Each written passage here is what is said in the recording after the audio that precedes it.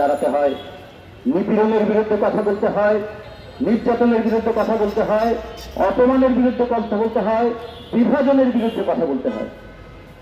বাংলাদেশের শ্রমিকরা, কৃষকরা শোষণের শিকার, বাংলাদেশের নারীরা নিপীড়নের শিকার, বাংলাদেশের ধর্মীয় সংখ্যালঘুরা নানা ধরনের অপমানের শিকার।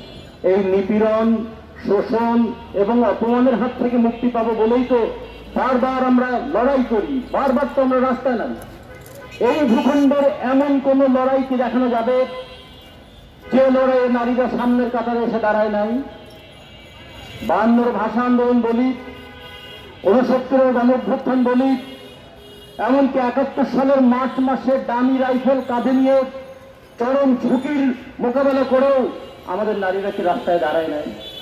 মুক্তিযুদ্ধে নারীরা কি অংশগ্রহণ করে নাই? 90-এর স্বৈরাচার বিরোধী আন্দোলনের সামনের কাতারে আমাদের নারীরা কি ছিল না?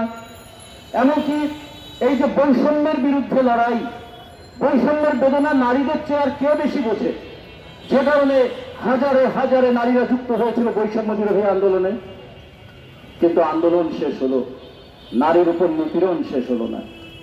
আমরা অভ্যুত্থানের পরে নানা মাত্রায় নারীদের উপর কখনো মনস্তাত্ত্বিক, কখনো শারীরিক, কখনো লাঞ্ছনার ঘটনা দেখছি। এবং প্রতিদিন প্রতি পদে পদে নারীকে ঘরে ফিরে যাও, ঘরে থাকো, নারীর পদে পদে দোষ দেখিয়ে নারীকে অবরুদ্ধ করে রাখবার নানা ধরনের মনস্তাত্ত্বিক নিপীড়ন চলছে।